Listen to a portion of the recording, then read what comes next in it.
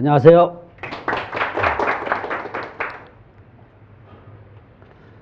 이게 이제 이번엔 7강으로 오피스텔 상가건물 토지에서 임대차 계약서 작성하는데, 주로 오피스텔하고 상가건물하고 토지 임대차 계약은 이 생략하게 했어요. 왜냐면 시간이 너무 많이 걸리고 그러니까. 오피스 상가에서, 근데 특히 오피스텔 같은 경우는 금액은 얼마 안 되지만 상당히 좀 이게 달라요. 주거용으로 쓰느냐 하면 계약하는 방법이. 그래서 보면 13장인데 페이지는 340쪽을 보시면 됩니다. 첫 번째, 죄송합니다. 오피스텔을 업무용 용도로 쓴다는 거. 업무용 쓰는 건 원래 오피스텔은 업무용으로 만들어진 거죠. 이 업무용 오피스텔을 갖다가 임대차 그리고 월세 계약을 한다 하면은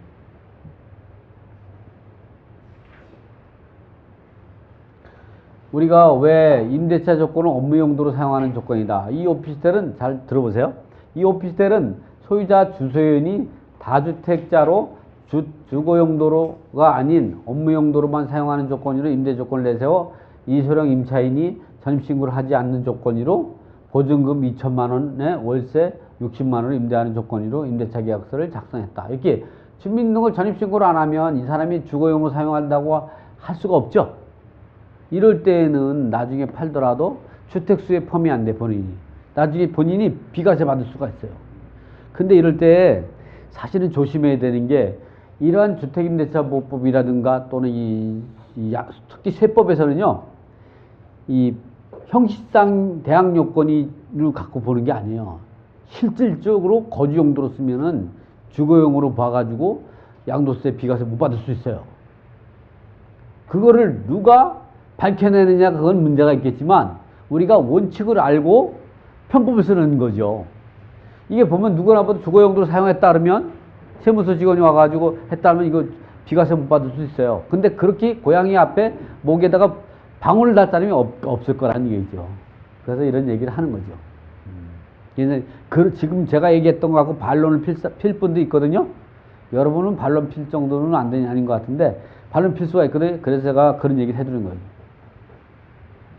실시 세무조사를 해가지고 그런 내용이 발생했다면 세금을 부과할 수 있는 거죠. 만약 경매가 들어가도 그러면 임차인은 자기가 신고를 할까요? 그러면 그 자체가 밝혀지는 거죠. 이 사람은 신고 못해요. 전입신고를 안 했으니까 우선 변제권이 없죠.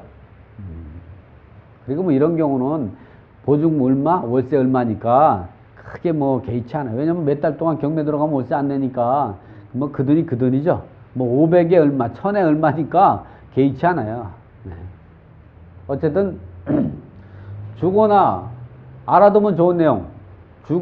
주택이나 오피스텔을 주거용도로 사용하는 경우는 부가세가 면세된다. 그리고 농특세도 면제된다고 생각하시면 돼요. 상가 건물과 오피스텔을 업무 용도로 사용하는 경우는 월세에 대한 부가세가 있어서 개인이 임대할 수 없고 사업자 등록을 해야 한다는 거죠. 상가나 오피스텔을 업무 용도로 사용하는 경우는 상대방이 그 사업자를 내서 부가세를 발행하기 때문에 부가세를 낼 수 없는 개인은 임대 사업을 할 수가 없죠. 반드시 사업자를 내야 되는 거죠.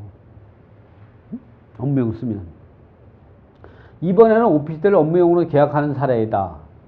주거용으로 계약했다면 다음 4번과 같이 계약 내용 차입 내에 60만원 가로 열고 주거용으로 부가세 면세 가로 닫고 면세이므로 매월 15일날 후불로 지불하기로 한다. 특약사항란에 5항 월 차입 60만원은 매월 15일날 임대인 계좌로 지급한다. 이런 내용을 넣어주면 좋죠. 간이사업자가 업무용으로 사용하는 경우는 계약했다면 세금 계산서를 발급할 수 없으므로 다음 3번과 같이 계약용 차입 내에 월세 618만원 61만 8천원 가로 열고, 제가 돈이 많아서 그런지 자꾸 금액을 또 그러죠.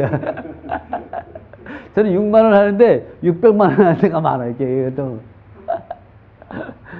간이사업자금으로 부가세 3%를 포함한다. 이게 아예 포함된 금액을 여기다 쓸 수밖에 없어요. 부가세 별도로 쓸 수 없고 부가세를 별도로 끊을 수가 없죠. 그렇지만 저렇게 끄고 3%에 해당되는 금액은 세금을 내야 돼. 부가세 별도로. 안 내면 추징당하죠. 법 내부로 특약사항에 5와 같이 60원 파트는 부가세 포함으로 입금한다. 실무에서는 간주 임대료에 대한 부가세 임대인이 부담하고 있으므로 원래 간주 임대료에 대한 부가세도 임차인이 부담해야 되는데 금액이 뭐 얼마 안 돼가지고 7,000원, 8,000원 밖에 안 돼요. 그래서 그런 것들은 그냥 임대인이 소득세 신고할 때 그냥 내주죠. 1년에 그거 7,500원 밖에 안 되니까. 그래서 업무용으로 쓸 때 계약서에 내가 오피스텔 임대차 계약서에다가 계약서는 업무용, 주거용 이렇게 다 만들었어요. 이게 제 김동희 교수의 부가세 이제 갑자기 카페에서 김동희 교수의 부사모 부사모에 보면 나와요. 이거 다 있어요. 다운받아. 이게 95개 정도 되거든요. 아주 유행해. 영수증이나 위임장이나 다 있어요. 근데 제가 이걸 한 통으로 몰아가지고 다운받아 갈 수 있게 하면 좋은데 안 했어요. 껌껌이 다운받을 수 있게끔. 왜? 내 카페에서 오랫동안 머물러 있으라고. 그 받아가는 사람은 불편할지 모르지만 저는 카페를 활성화하기 위해서 어쩔 수 없는 선택이에요. 제가 이거 2달 동안 만든 거예요. 2달이 뭐 3달 동안 만들었지, 계약서만. 이 계약서 이렇게 하나 만들려면 뭐 힘들어요. 업무용, 주거용은 주거용 이렇게 써요. 이거는 오피스텔 임대차 월세 계약서로 해가지고 뭐 여기는 이제 이거는 이제 건축물 대장하고 등기부를 봐가지고 소유권이 이게 소유권이 뭐 대지권이면 대지권, 뭐면 이제 지상권이면 지상권 이렇게 쓰는데 이 소유권이 대지권이고 업무용. 요 철근 콘크리트는 건축물 대장에 나오면 그대로 쓰시면 돼요. 등기부 등본에도 나오고 그러죠. 등기부 등본. 그리고 전용 면적은 토지 면적, 대지 면적은 등기부에 있는 거. 또 이 건축물 대장을 봐가지고 이제 쓰면 되고, 면적도 건축물 대장에 있는 내용을 쓰면 되고, 임대할 부분은 전체가 되는 거죠. 일부가 됐을 때는 오피스텔을 좌측 부분, 우측 부분 이렇게 나눠서 또 쓸 수 있어요. 그래서 이 면적을 요거의 절반인 뭐 13.42로 나눠가지고 딱 하면 되죠. 그리고 보증금은 2천에 2천만 원, 계약금은 200만 원, 그리고 영수증 주소에 내가지고 사인하면 되고, 자필 서명하면 되고, 중도금비 잔금은 1,800만 원, 2013년 2월 15일 날 지급한다. 차입날에는 월세 60만 원과 부가세 6만 원으로 총 66만 원을 매월 15일 날 지급하기란. 또는 뭐 이렇게 되죠. 월세 66만 원, 부가세 별도 이렇게. 근데 이렇게 나눠 놓으면 더 좋죠. 이건 뭐 어떻게 해도 상관없어요. 그런데 이런 거는 이제 이게 주거용이니까 여기 내용도 틀려져요. 이 부동문자도 주택임대차보호법으로 만든 거예요. 아니, 업무용이니까 이거는 이제 이 상임법에 상가건물 임대차법에 있는 내용을 갖고 한 거죠. 여기 보면 계약한 연장, 임차인이 임대차 기간 만료 전 6개월 전부터 한 달 전까지 사이에 최초 임대차를 포함해서 5년을 초과하지 않은 범위에서 계약 개시 요구할 경우 임대인은 정당 사유 없이 뭐 이거 하지 않는다. 또 임대인이 임차인에게 임대차 기간 만료 전 6개월 전부터 한 달까지 자기의 계약갱신 통지 또는 조건 변경 통하지 않냐는 경우 그간이 만료된 경우 전 동일한 조건으로 다시 임대한 것처럼 묵시적갱신이죠. 이러한 묵시적갱신은 환상보증 범위 내에 있는 임차인만 상임법 제10조에 따라 보호되어 왔고, 초과되는 임차인은 상임법의 보호를 받지 않고.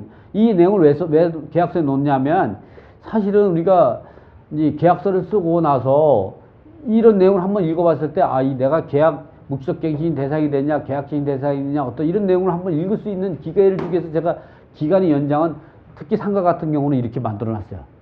여기다가 아예 환상보증 범위 내에 있으면 어떻고, 초과되면 어떻고, 여기다. 뭐 계약 해제는 해약금에 관한 조항이고, 채무 불이행과 손해배상은 위약금에 관한 조항이죠. 어디 가서 위약금 조항이 꼭 있어야 된다고 이렇게 강조하게 되면 망신당하는 거예요. 그건 양날의 칼이에요. 내가 계약을 깰 때는 위약금 조항이 없는 게 나은 거예요. 내가 안 근데 살다 보면 내가 계약을 깰 수도 있잖아요. 아니, 누가 보니까 돈을 더 준대. 그럼 거기다 팔아야지 이 사람 팔 거 아니죠? 그럴 때는 위약금 조항을 뜨뜻미지근하게 해놓으면 되죠.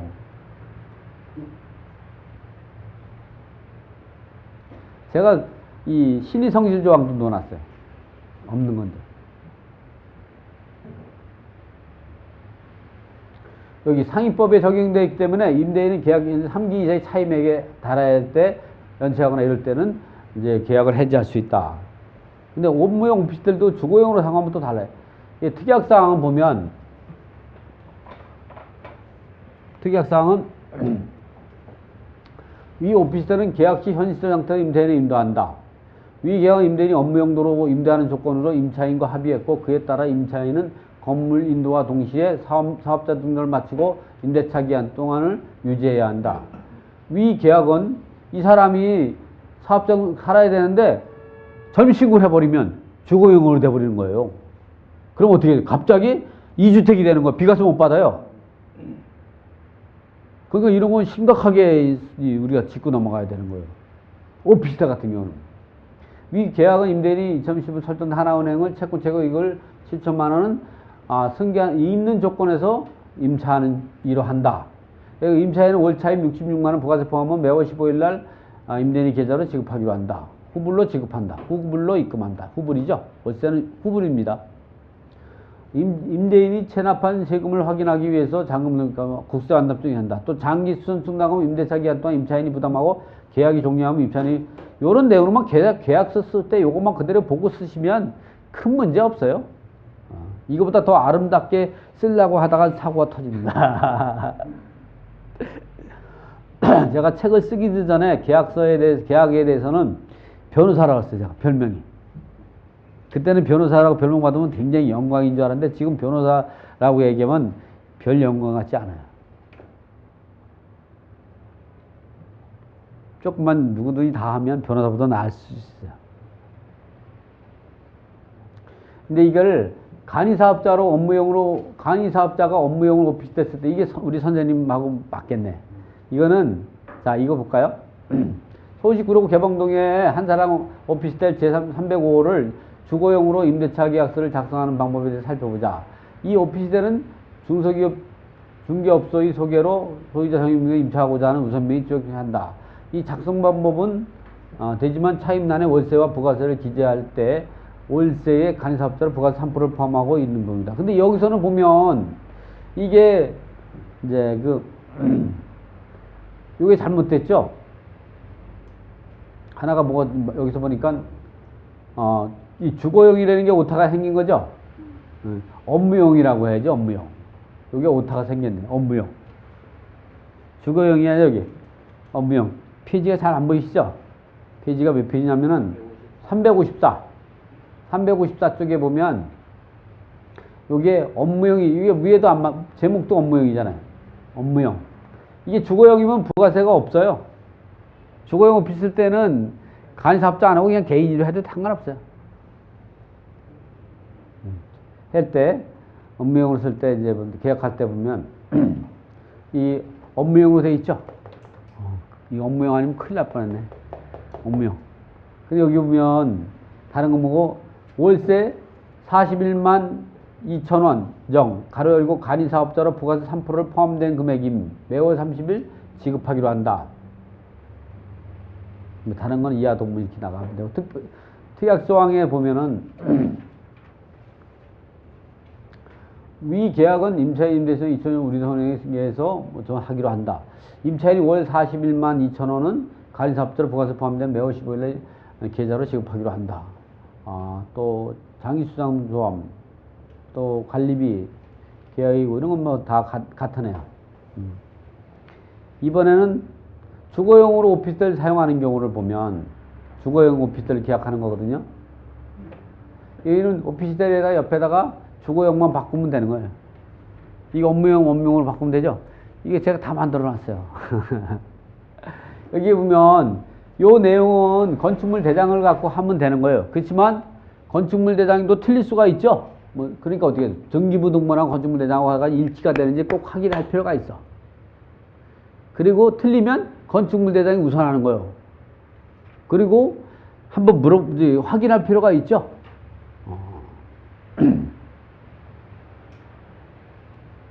이거 보면 대지, 소유권, 대지권, 뭐 이런 거, 철권 이런 거 주거 이런 거 건축물 대장상에 있는 대로 이렇게 다 쓰면 돼, 이렇게 면적도.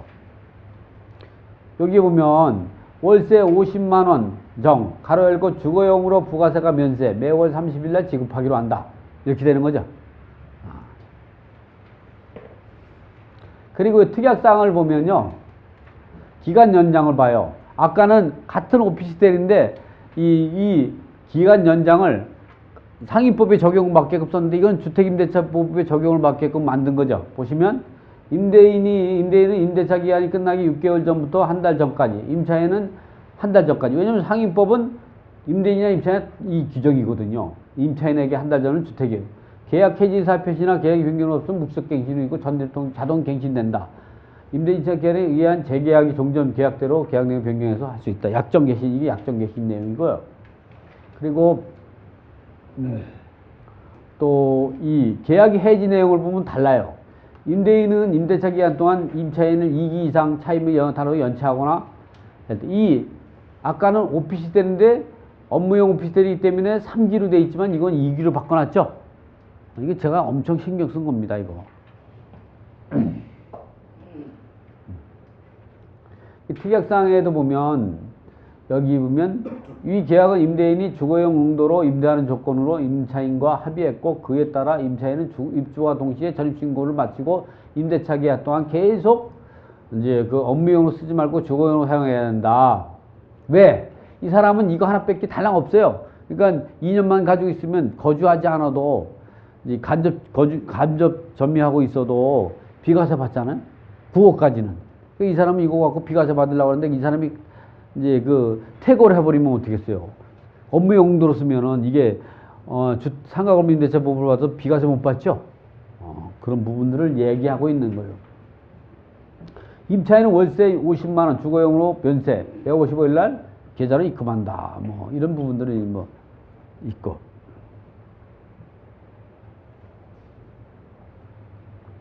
이번에는 이렇게 작성했던 오피스텔을 임차권을 양도나 양수계약서를 바르게 작성하는 방법. 근데 이 임차권 양도 양수 같은 것도 우리가 잘 이용하면 좋습니다. 왜 그러냐면 사실은 이게 좀 전에 임차권이 갑이 임차권이 있는데 그 이후에 채권이 많이 달랐으면 이 당시에는 한 5천만 원이나 뭐 또는 이제 1,000만 원에 월세 50이라고 하는데 이후에는 몇 년이 지나고 나서는 이게 천에 한 100만 원 돼요. 근데 이거로 그냥 임차권 양도면 2급으로 들어가서 살 수가 있는 거예요. 임차권 양도 양수나 전대차가 나쁜 건 아니고. 그건 왜냐면 임대인이 어쩔 수 없어요. 자기가 이 채권을 다 해결할 수가 없죠.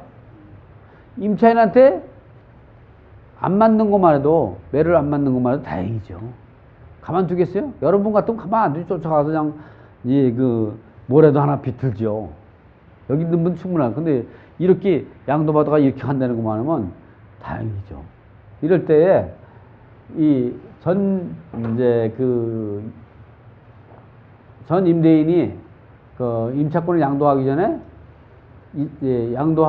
양도인이 퇴거 후 14일 이내에 이 사람이 다시 재입하면 이 사람의 권리를 그대로 승계해야 하는데 그러지 말고 이 사람이 입주한 다음에 대학교 간 다음에 이 사람이 퇴거하는 방법을 사용하는 게 제일 좋고 계약은 그렇게 해야만이 나한테 유리한 계약이 성립이 된다는 거. 어쨌든 이것도 좀 전에 설명했지만 보면 행복 오피스텔 임차권 양도 양수 계약서 작성 비법. 이게 행복한 오피스텔이 되라는 얘기죠. 오피스텔이 이게 행복해라는 얘기예요. 여러분도 행복하고. 오피스텔이 주거용으로 사는 것 같다 하는 건데 주거에다 보니까 부가세는 없겠죠. 없어 면세대가. 이 특약사항이 이제가 이런 걸 만든 게 뭐냐면 임대인이 동의 조항을 꼭 넣었어요. 이 조항을 사조에다가. 제가 다 개인적으로 만든 겁니다. 이게 보면 양도인은 임차권 양도 양수 계약 후 요거는 가운데점인데 계약 후 양도인 책임하 이런 물음표가 있는 거는 가운데점이란데 이 디자인 인디자인이 못 읽어서 그래. 양도 양수 계약 후 양도인 책임하에 본 계약에 관하여 서면으로 임대인이 동의를 받아야 하며 만일 임대인이 동의가 없으면 본 계약은 무효로 하고 계약금은 반환하기로 한다. 이런 것들이 우리가 약정해제라는 거예요. 약정해제. 이 법정해제는 당연히 법에 의해서 계약을 위반하는 계약을 깰 수가 있는 거지만 약정해제는 이 계약에 이런 내용을 넣은 거예요. 그래가지고 이런 내용이 있으면 누구나가 계약을 해제할 수 있는 거죠. 다만 임대인이 동의가 있은 후에 당사자가 일방적으로 계약을 해지할 수 없다.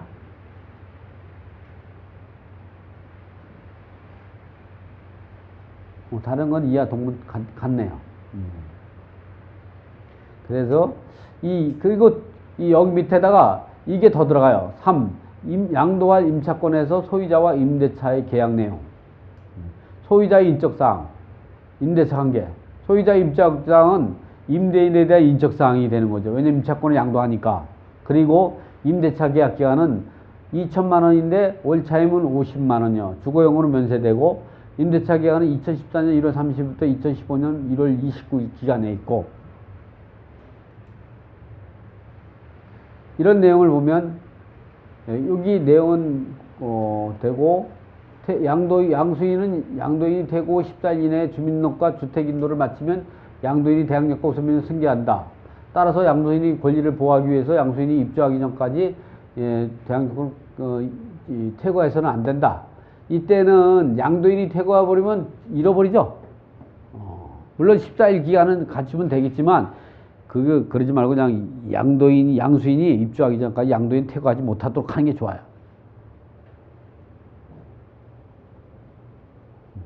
이런 식으로도 이 계약을 하면 된다. 되는 거죠. 그래가지고 계약서에는 양도인, 양수인, 중개업자, 그리고 여기다가는 임대인이 동의 조항을 하나 넣는 거죠. 이 특약사항 6번에다가 위 계약내용 제3조에 따른 본계약에 대한 임대인이 동의. 이 부동문자로 된 계약 3조에다가 임대인 동의 규정을 넣었잖아요. 그 3조에 대한 임대인 동의는 임대인 이정현은 임차인 박영희 계약 해지 철회에 동의하고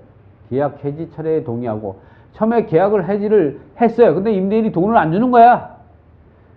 돈을 안 주면 어떻게 해? 계약을 해지를 통지했잖아. 그럼 계약은 깨진 거예요, 그냥. 그러니까 그걸 갖다가 다시 임차권을 양도하려면 어떻게 해? 계약 해지한 걸 철회해야죠. 철회한 거에 대해서 다시 임대인이 동의를 해줘야 돼. 동의를 안 해주면 계약이 다시 성립이 안 돼요. 그러니까 이렇게 내가 계약을 해지 통지를 했어. 그런데 임대인이 돈 안 주고 있어. 그럼 내가 임차권을 양도하려고 했더니 양수인이 생겼어. 그럴 때는 계약을 다시 효력을 생기게 만들어야 돼. 그럴 때는 계약 해지를 한 거를 철회를 하겠다 하고 임대인이 동의를 받아야죠. 그 동의를 받고 나서 임차권을 다시 양도하는데 또 동의를 받아야 되는 거죠. 그 얘기예요. 박영희 계약 해지 철회에 동의하고 본계약 내용과 같이 계약기간 연장해서 임차권을 김영희 양도하는 임차권 양도 양수기 계약에 동의한다. 그리고 2015년 2월 15일 날 임대인 이정현 서명란. 이 사람은 임대인이지만 껍데기만 남은 임대인이죠.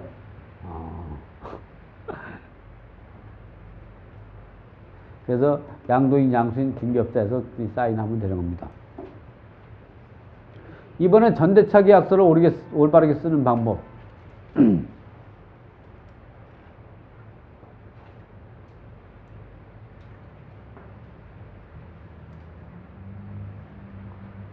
주거용이니까 여기는 이제 부가세가 면세되고, 이 전대차 할 임차권에 대한 소유권 인적사항은 소유자의 인적사항, 임대차 관계, 요거를 갖다가 이제 양도하는데, 여기 위 계약난 제4조에 따른 전대차 계약에 대해 임대인이 동의. 임대인 이정현은 임차인 박영희가 임차권을 김영민에 전대하는 임차권 전대차 계약에 동의한다. 이렇게 간단하게 쓰면 동의하는 거예요. 그래서 여기는 전대인, 전차인, 중개업자 이런 식으로 기재하면서 계약을 하면 된다는 거죠. 이번에는 이제 여기까지는 오피스텔에 대해서 알아봤죠. 오피스텔을 갖다가 주거용으로 사용해서 월세 임대차 계약 쓰는 거하고 업무용으로 월세 계약 임대차에서 간이사업자로 하는 거, 이런 부분에서 알고, 또 오피스텔을 임차권을 양도나 전대차 하는 계약에 대해서 알아봤는데, 이번에는 집합 상가 건물 임대차 월세 계약서 작성하는 방법. 여기서는 이런 경우는 항상 뭐냐면 상위법 보호 대상인 임차인이냐, 환산분이 초과되는 임차인이냐, 이런 걸 또 따져봐야 돼요. 상위법 보호 대상 임차인이 거주하고 소유자가 계약하기. 집합 건물 월세.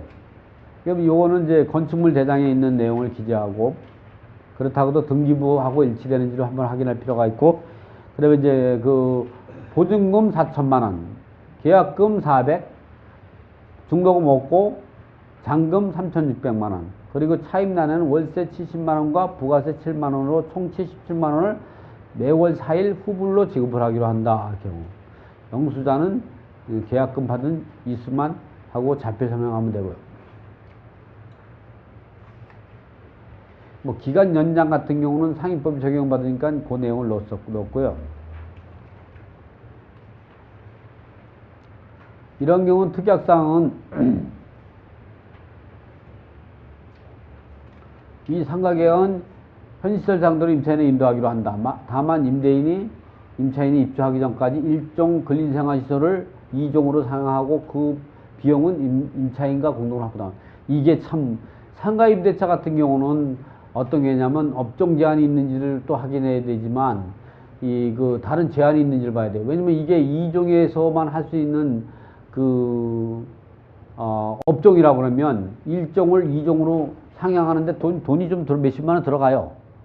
그 부분을 이제 그 임대인이 책임져 주지 않는 경우도 많아요. 뭐 네가 하려니까 네가 해라 이런 거죠. 근데 그런 걸 계약서에 넣어놓으면 이제 계약서 쓸 당시에 그 조건을 하면 큰 돈이 들어가지 않기 때문에 임대인이 내가 두겠다 이럴 수도 있고 그래요. 아니면 반반하자 이런 얘기도 많이 하죠. 근데 그걸 계약서를 쓰고 나서 그거 하면 절대 용납 안 하지. 너 하기 싫으면 너 계약 깨라는 얘기지 뭐.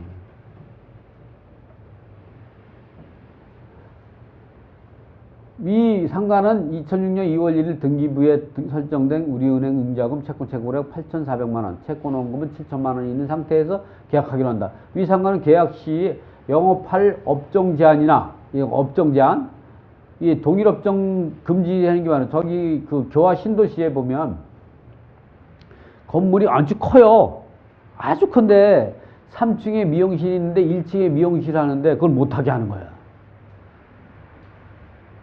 그래가지고 이제 그 소송이 붙었는데 이름이 이제 새로운 이제 미용실 들어오는데 3층에 미용실인데 그놈이 거기에 이제 영업금지 이제 가처분 했어요. 그리고 소송을 하니까 뭐 꼼짝 못해. 그래가지고 그 점포 소유자가 한 7천만 원 손해봤어요. 가처분권자한테 3층에 있는 사람한테 손해배상 청구하고 이 사람 인테리어 비용 이런 거 주고. 그런데 그게 좀 올라가가지고 그 점포가 올라가지고 그냥 손해 7천만 원 정도 더 받았으니까 그냥 손해 보지 않은 거 있죠. 손해 보지 않은 표현을 뭐라 그러지? 지금 머리에 딱 떠오르는 건 너무 저기한 용어가 나와서 저기에 또 퉁치고 말았는데 참 그건 정말로 이제 문제가 많았던 거예요. 최강석 변호사가 이 소송을 맡겼더니만 그 친구가 졌어. 그래서 난 또 아니 나보고 재판 잘하는 사람 소개해달라 그래서 그 재판 잘할 줄 알고 소개했더니만 이 얘기하면 또 들어갈까? 이거 괜히 얘기했네. 어쨌든 그래도 뭐 최강석 변호사가 잘하죠. 재판은 잘해요. 우리나라에서는 그래도 최강석 변호사가 뭐 부동산 쪽에는 뭐 전문가 아닙니까? 응? 같은 건물에 업종이 규제 제한이 있잖아요. 네, 업종 제한이 있어요. 그 관리단이 있거든요. 이 상가를 관리하는 관리단에게 꼭 물어봐야 돼요. 그 업종 제한이 있는지. 물어보기만 하면 돼요. 그 업종 제한 있으면 소송해도 져요. 소송해도. 큰 건물 같은 경우는 건물 기관을 업종 제한이 많아요. 치과 병원 같은 경우. 근데 이 건물주들이 모여서 만든 게 관리단이에요. 그 자기들이 그렇게 하자고 해놓은 거기 때문에 그 새로운 사람은 그 승계할 수밖에 없어요. 근데 그것도 내가 볼 때는 재판을 잘하면 꼭 질 거는 아닌 것 같은데 어쨌든 우리는 계약할 때는 이걸 확인하고 하는 게 좋잖아요. 나중에 소송해가지고 그 변호사비 날리는 것보다 이거 꼭 업종 제한하고 동일 업종에 대한 영업 금지가 있는지를 봐야 돼요. 업종 제한.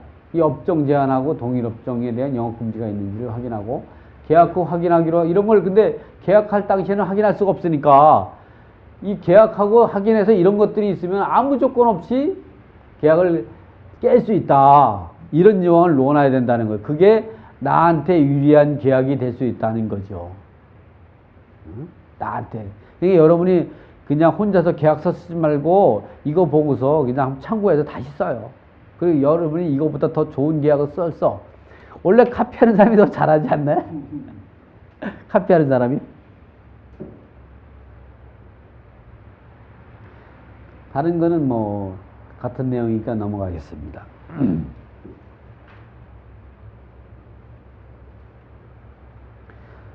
이거는 일반 상가공문에 일반 상가공문은 토지와 건물 소유자가 같을 수도 있고 다를 수도 있고 이게 일반 건물 상가공문이거든요. 이 건물 전체 소유자가 한 사람이죠. 그러나 집합건물은 각 구분 소유자들끼리 각 호수별로 소유자가 다른 거죠. 그런 걸 말하는데 일반 상가건물 같은 경우는 계약 쓸 때 이렇게 일반 건물이고 월세 임대차 계약서고 건축물 대장을 갖고 이 보시면 되고 보증금, 계약금, 중도금, 잔금 그리고 상가니까 월세 350만 원과 부가세 30만 원. 이게 좀 크니까 이제 더 받죠. 그래서 총 385만 원. 이런 상가 건물 하나 가지고 있으면 괜찮잖아요. 한 달에 380, 한 달에 350씩 월세 나오는 거 괜찮지 않겠어요? 여기 몇 분은 연봉이 저렇게 하면 연봉이 한 4천만 원 넘죠? 4,200만 원 되나요? 이럴 때, 한 사람 월급이죠. 이거 하나만 갈 수 있으면. 이건 상위법의 적용을 받기 때문에, 이게 기간 연장은 상위법 적용을 받게 된다. 그래서, 계약 해지 같은 것도 3개월이 되죠. 3개월. 위 상가는 계약 시 현시설 상태로 임대인이 임대한다. 그래서 이거 공동담보를 하나 정도 채권책으로 한다. 이 상가는 임차인이 현행상 9명이 있는데 입주할 점포 102호를 포함해서 9명이다. 그래서 보증금합계는 5억 9천만 원이다. 만약 이 내용과 다를 때는 임차인은 위 계약 내용 제6조에 대해서 계약을 해지할 수 있고 서류에서 청구할 수 있다. 그리고 위 상가는 계약 시 영업할 업종제 이게 부동문자로 되어 있는 계약 내용이 있다고 하더라도 이 내용을 또 다시 쓰는 게 좋아요. 똑같은 말을. 계약이라는 건 똑같은 내용을 반복했으면 쓸수록 그 계약의 효력이 안정화되는 거야. 안정화되는 거야. 어떤 사람은 아니 그 내용을 똑같은 내용을 뭐하러 또 쓰냐 이러잖아요. 어떤 사람은 나한테 그러더라. 아니 뭐 계약이 똑같은 내용을 똑같이 계속 반복했으냐 이 개념은 여러분이 책을 읽을 때 중간쯤 되면 잊어버리거든. 그래서 또 한번 체크해 주는 건데 그게 불만이라고 얘기하는 사람도 있어요. 이 계약서는요 이렇게 됐을 때 부동문자로 된 내용은 잘 보지도 않아요. 특약 내용을 보죠. 그럼 아까지 부동문자인데 나 안 읽었다. 나 모르겠다. 난 독이 한 번 없다. 그러면 깨져요. 그리고 법원에 가가지고 옷이나 다 떨어진 옷이나 이거 허름한 옷 이거 애기나 업고 가봐요. 아줌마가. 그럼 급편든다니까 판사는. 판사도 사람이라 약한 사람. 재판할 때는 이거 내가 하는 게 변호사들이 그런 얘기. 재판할 때는요. 이제 불쌍하게 허름한 옷 입고 가야. 상대방이 변호사잖아. 변호사 편 안 들어요. 가난하다. 여러분이 직접 변호사하고 싸우면 또 여러분이 이길 수 있어. 뭐냐? 허름하고 하고 애기 데리고 와가지고 울리고 있으면 돼.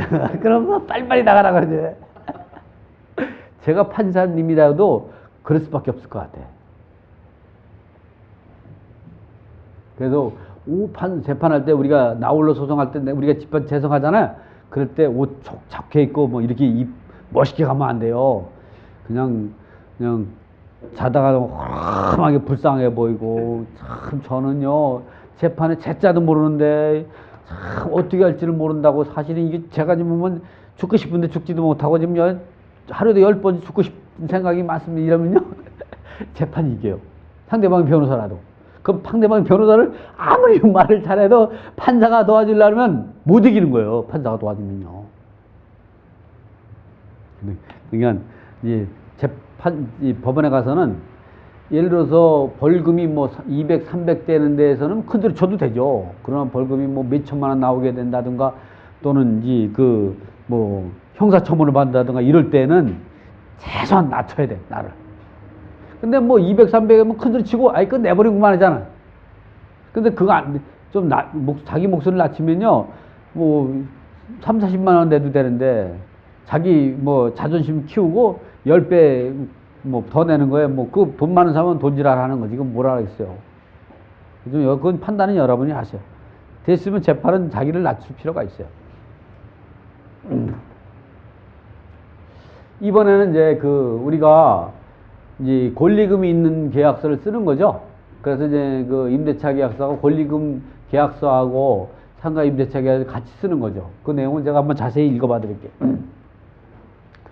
이 부동산 권리 양도 양수 계약과 임대인과의 계약. 보통은 이제 권리금이 있는 상가를 계약할 때는 누구랑 먼저 계약하냐면 임차인하고 먼저 계약할 수가 있어요. 왜냐면 임차인이 예를 들어서 뭐 어떤 걸 할까요? 예를 들어 장사가 잘 되는 게 요즘 뭐 있죠? 뭐 카페가 있다. 카페가 있는데 뭐 스타벅스인가요? 뭐 그런 영어로 자꾸 더 깊게 하면 내 바닥이 보이니까 이 상가가 점포가 장사가 잘 되는 게 있어요. 권리금이 1억 받을 수 있는 거예요. 그래서 이제 그걸 갖다가 권리금 받고 다른 사람 넘기려고 그래요. 그럴 때 그거를 살라고 하는 사람이 있으면 일단은 그 사람하고 먼저 계약을 해야죠.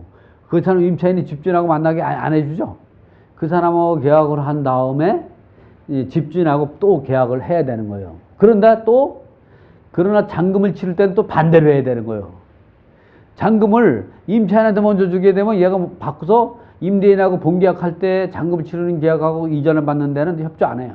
특히 물건을 양도할 때 있잖아요. 다 가져가 버려. 그래서 어떻게 하냐면 상가를 갖다가 계약할 때는 어쩔 수 없이 임차인을 통해서 임차인하고 먼저 계약하고 바로 계약하자마자 집주인하고 계약을 하고 집주인하고 계약이 안 될 땐 계약을 해지하고 이제 없던 거로 하고 계약금을 돌려주는 거로 계약하시면 되고 잔금을 치르든가 중도금을 치를 때는 반드시 집주인하고 먼저 임대인하고 먼저 계약을 하고 그리고 그게 완전히 성립이 돼서 내가 인수받을 것 같으면 임차인하고 하는 거죠. 그게 나한테 유리한 계획이요. 내가 집주인하고 계약했으면 임차인이 요구 조건이 황당하다든가 조건이 안 맞으면 내가 권리금을 잘 안 줘도 되는 거죠. 안 주거나 깎더라도 임차인이 어떻게 할 수가 없어. 이미 임대인하고 계약을 했기 때문에 그 계약은 성립된 거잖아요. 그리고 나서 권리금 때문에 다툰다고 그러 따지면 임대인이 뭐라 그러겠어요. 팽시키죠. 그렇기 때문에 예를 들어서 내가 가게를 인수하는데 거기 냉장고를 갖다가 자기는 가져간다 해. 나는 이게 권리금에 포함됐다 시비 걸렸을 때 내가 임차인한테 돈을 다 줬다. 먼저 주고 집주인하고 계약하기 전에 그런 상황이 됐다면 냉장고 못 가져가요. 권리금 준 새로 들어오는 사람이 냉장고 못 뺏어요. 그렇지만 집주인하고 먼저 계약한 상태에서 잔금을 임차권 양도인한테 권리금을 받고 내는 임차인한테 준다 그러면 그 사람은 권리금 받을 욕심에 냉장고를 안 줄 수가 없어요. 내가 상가 점포 많이 얻어다니서 내가 가게터 아직 장사를 한 15년을 했는데 아직 안 해본 일이 없어요. 근데 가게를 제가 직접 얻으러 다녔거든요. 그럴 때 보면 참 별 사람 다 많아하더니. 그래서 제가 이거는 제 경험에 의해서 내가 쓴 거예요. 그래서 그 내용을 한번 읽어봐 드릴게요. 어떻게 하는가. 부동산 권리 양도 양수 계약과 임대인과의 계약서 작성. 앞뒤 8번 사례에서와 같은 임차권을 갖고 서울시 창신동 100번 1층 102호 상가 건물에서 음식점을 운영하고 있던 이유석 임차인이 새로운 임차인 박민구의 음식점 영업권과 시설 및 시설 비품 일체를 양도하는 계약이다. 1차적으로 양도인과 양수인 간의 음식점 영업권과 시설 비품 일체에 대해서 매매 대금도 중요하지만 2차적으로 상가 건물이 임대인과의 상가 건물 임대차 계약서를 작성하는 것도 그에 묻지 않게 중요합니다. 이것도 중요하지만 이것도 상당히 중요하죠. 이걸 계약했는데 이 사람이 계약을 안 해주면 어떻게 했어요? 그럼 돈 준 걸 다시 돌려받는 것도 상당히 문제가 돼요. 껄끄럽게 되는 거 이게. 그래서 상가 건물 임대차 계약을 하기 전에 기존 임차인과 새로운 임차인이 권리시설 양도 양수 계약을 하고 곧바로 임대인과의 계약서를 작성해야 한다. 이때 유의할 점은 신속히 임대인과 계약을 체결하는 것인데 어떤 때는 이거 권리 양도 양수 계약서만 쓰고 임대인 계약은 내일 하자라든가 모레 하자라든가 그러면 그건 문제가 있는 거예요. 하자 꼭 생겨요. 바로 해야 돼. 바로. 계약서를 작성해야 한다. 이때 유의할 점은 신속하게 임대인과 계약을 해결하는 것인데 간혹 계약이 해지되거나 무효가 되는 사례가 발생하니 임대인과의 본계약을 신속하게 체결해야 계약이 해제될 가능성이 낮아지게 된다. 그러나 잔금 지불은 이와 반대로 임대인과 체결한 임대차 계약의, 그러니까 그 건물주죠. 체결한 임대차 계약서의 잔금을부터 지급하고 다음에 권리 양도 양수 계약이 잔금을 지급하면서 권리 및 시설을 일체를 양도받는 순서로 진행하면 된다. 먼저 권리 계약의 잔금을 지급하고 나면 기존 임차인이 본계약서의 잔금 지불 과정에서 문제가 발생해도 해결에 적극적이지 않고 나 같아도 해결하지 돈 다 받는데 뭘 네가 알아서 하라 그러지 않고 임차인의 시설 등을 건네받는 과정에서도 소극적으로 잘 안 줘요. 뺏어가고 말이지. 돌변하는 경우가 발생하니 앞에서와 이건 명도할 때도 마찬가지더라고. 이사비용을 먼저 주게 되면 다 가져가. 그 이사도 제때 안 가고 막 이사비용도 먼저 주는 거 아니야. 설명한 순대로 영업한 상가 건물을 인수받아야 한다 이런 얘기죠. 그래서 부동산 권리 양도 양수 계약서를 작성하고 그 다음에 임대인과 본계약서 작성하는 방법으로 다음과 같이 계약을 진행하겠다는 거죠. 그래서 부동산 권리 시설 양도 양수 계약서 작성 비법, 부동산 권리 양도 양수 계약서 진행 과정, 권리금 계약을 하고 계약금을 지급하기 전에 또는 권리 계약을 하기 전에 임대인에게 새로운 임대 조건, 즉 보증금, 월세, 계약기한 등에 대해서 확인하고 계약금을 지급해야 한다. 그러니까 내가 계약하기도 합의가 이루어졌으면 이거를 그냥 돈을 지급하지 말라는 거예요. 임대인에게 전화해서 내가 들어올 때 이런 이 조건으로 이 계약을 해주겠습니까? 전화를 하고 하면 계약금을 지급하라는 거죠. 이건 뭐 실무에서 다 이렇게 해요. 계약서를 쓰고 계약금을 지급하고 그러면 이미 남남이 돼버려. 그러니까 계약서를 썼으면 내가 이렇게 계약서를 씁니다. 그러면 내가 이렇게 월세 보증 얼마 이렇게 본 계약서가 쓸 수가 있습니까? 또는 쓸어 올라가겠습니다. 이렇게 되는 거죠. 권리를 양도하는 임차인 본인이 확인한다. 또 이게 보통은 임차인도 아니면서 임차권을 팔아버리는 놈도 많아요. 요즘 매스컴에서 많이 보죠. 이렇게 집중하게 물어보면서도 이렇게 사기당하는 일도 줄일 수도 있죠. 권리를 양도하는 임차인 본인 확인, 권리 양수도 계약인 경우 이 현 임차인과 계약하게 되므로 상가임대차 계약서에 현 임차인과 건물주가 맺었던 임대차 계약서, 사업자 등록증이나 허가증, 신분증 등으로 임차인 본인임을 확인하고 계약해야 금전적인 손실을 막을 수 있다. 간혹 본인이 영업장이 아닌 곳에서 권리금만 받고 달아나는 게 많아요. 의외로 이런 경우가. 이제 권리 양도 양수 해상하고 영업 권리금 시설비를 지불하면서 점포 시설 일체를 인수하면 되므로 계약서 특약사항에 양도하는 영업 권리 및 시설 비품을 빠짐없이 꼼꼼하게 기재해서 양도인은 점포와 시설 일체에 대해서 양수인의 지분과 동시에 인도해야 된다는 내용을 기재해야 한다. 그래서 인수받을 비품 내역과 고객 회원명, 뭐 컴퓨터에 고객 명단이 있겠죠. 이런 거 거래처 명단 등에 연계된 상황을 반드시 기재해야 한다. 어떤 사람은 이 비품만 주고 컴퓨터에 있는 고객 믹자 명단 있잖아. 그것 때문에 권리금 준 거잖아. 그거 가져가 버려. 아니면 삭제시켜. 그럼 낭패하죠. 이런 면을 꼭 써야 돼. 확인해야 돼. 이런 거는. 그래서 이런 내용을 쭉 읽어보시면 되고요. 그래서 이제 부동산 권리 시설 양도 양수 계약서. 이게 제일 좋은 것 같더라. 내가 보니까. 그래서 여기 보면 부동산 소재지하고 이제 여기 그 양도금, 또 계약금, 중도금, 잔금, 그리고 양도할 범위. 양도할 범위는 전체 건물 면적 중 1층 우측 일부 현황 102호로 표기됨에 따라서 영업권과 시설, 비품 일체를 포함하기로 하고 그 내용은 특약사항에 명기하게 한다. 동그라미 2번. 양도금이 합계 내역은 다음 사항에 별도로 기재한다.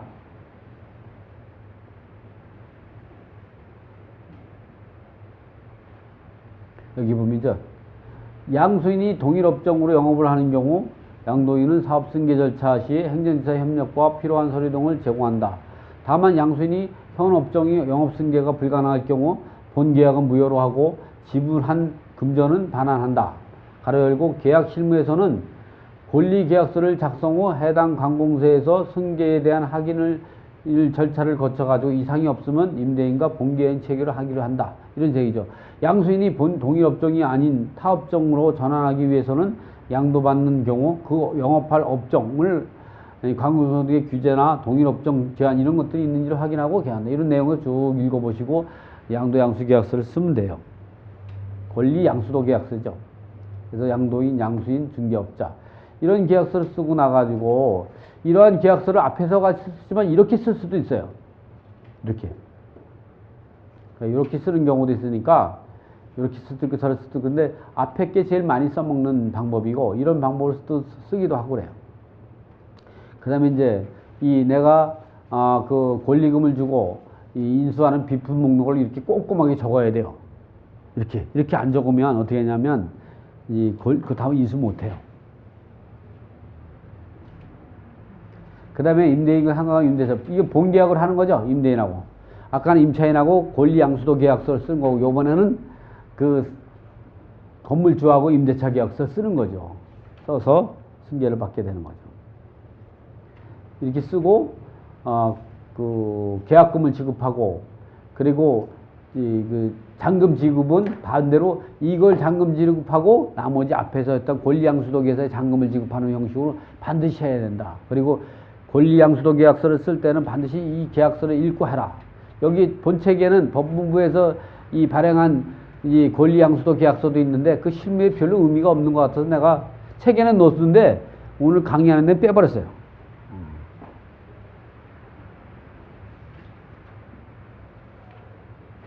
이 상가 건물의 일시 사용 임대차 계약서 이것도 사실은 실무에서는 이게 왜 일시적으로 왜 뭐 시장에서 다다구리 매장이라든가 또는 일부 저기 며칠 얻어가지고 할 때 잘못하다가는 이게 상가 건물 임대차법에 보를 받아가지고 못 내보는 경우가 있거든요. 그럴 때는 반드시 이렇게 주택도 마찬가지지만 상가 건물 일시 사용 임대차 계약서를 작성을 해야 돼요. 여기에는 보면 그래서 아파트 이 계약은 240쪽 10번에 보면 아파트 일시 사용 임대차 계약서를 작성하는 방법도 아파트도 있고 상가도 다 만들어 놨어요. 내가 책에. 아파트는 240쪽을 참여하면 되고 상가는 요걸 참여하면 됩니다. 이 계약서 양식은 김동희 부사무 카페에서 상가 건물 임시 사용 임대차 계약서를 다운받아 가지고 작성하면 되는 거죠. 이렇게 해서 여기서 주의할 사항은 뭐냐면 이런 것들이 들어가야죠. 본 계약은 계약 당사자들이 계약 내용에 합의하고 중개업자 입회하여 부동산자를 계약한다. 그리고 임차인은 상품 시험장 홍보용으로 이용하기 위해서 6개월 동안 사용하기로 하는 임대차로 상가 건물 임대차보호법 제16조에서 정한 일시 사용을 위한 임대차 계획이다. 이게 상가 건물에서는 16조에 일시 사용 임대차가 있고요. 주택임대차보호법에서는 일시사용 임대차가 11조에 있어요. 11조. 주택임대차법 11조에 일시사용 임대차가 있고 상가 건물은 제16조에 일시사용 임대차가 있죠. 그 기한이 만료되면 계약을 한다. 그래서 또는 이럴 수도 있어요. 의류 도매상인 임차인이 재고 소진을 위해 깔새로 6개월 동안만 사용하기로 하는 임대차로 상가 건물 임대차법 제16조에 정한 일시사용을 위한 임대차 계약이다. 따라서 계약 당사자 간에는 상임법 제9조의 적용을 배제하고 일시사용 임대차 계약을 정한 계약기간과 사용을 하고 그 기한이 만료되면 계약을 종료하기로 한다. 여기 보면 여기에도 그런 내용들이 여기 본문에도 그런 내용들이 제가 만들어 놨거든요. 이렇게 해서 이제 상가 건물 일시사용 임대차 같은 경우는 상임법 16조에 의해서 배제 조건을 놓고 계약을 하면 됩니다. 주택은 11조로 하면 되고요.